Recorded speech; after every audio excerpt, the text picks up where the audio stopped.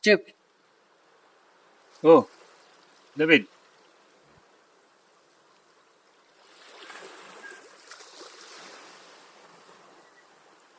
inutam di mong lugar na chef, no? Kawalag stress ba? Oo, lagi. Pabitaw, delete na ko yung baylo ng lugar. Anyway, kasi balita.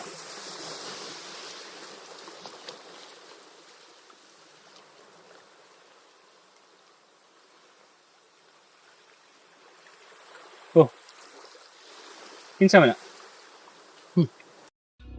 Captain Eleuterio Guerrero, alias Elias. Former Marines, matay sa salbis ang iyang asawag anak. Na-depress, nag-awol. Hanto na tangtang sa iyang serbisyo. So, unya, masa may kalabutan niya sa kaso ni Angel Dizon?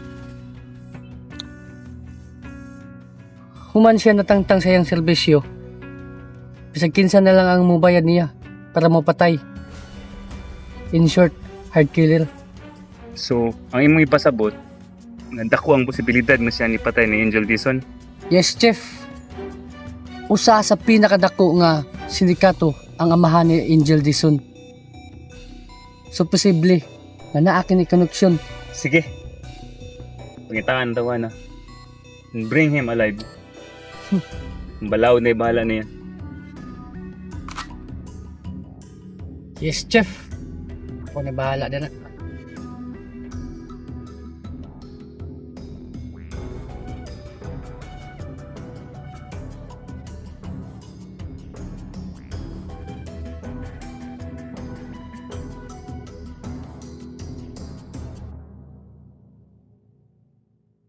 Ay na. Ay pa, good morning. Oh.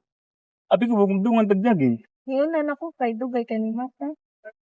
Balik. Next time. Promise. Bantay ha. By the way pa, kinsa to siya? Nak, si Inspector David Lanting to.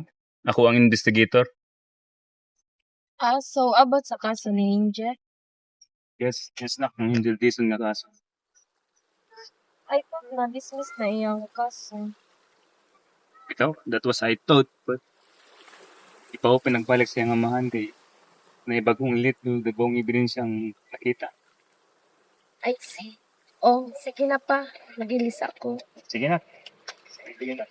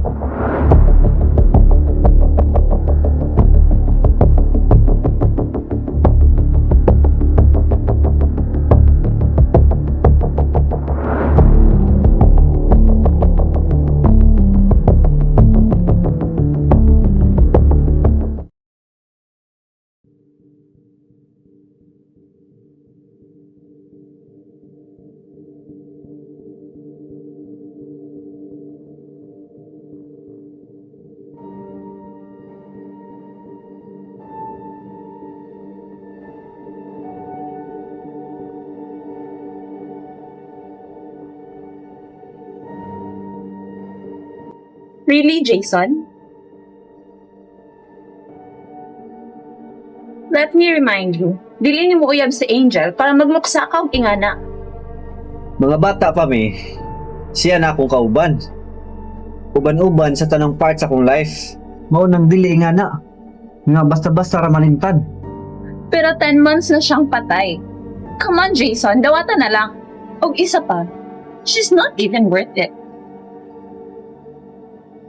Uy, di ba? Basag di ko. Huy, Jason, sa wala ka nilupad og US si Momo. Gibilin ka niya nako para pabantayan ka. So please, patuupod. Mami? Parihor mamong duha ni Mami. Wala mo kasabot sa akong ibati. Sa una ra mamong di ganahan Angel nga para sa ako ah. Well, congrats. Nidaog mo.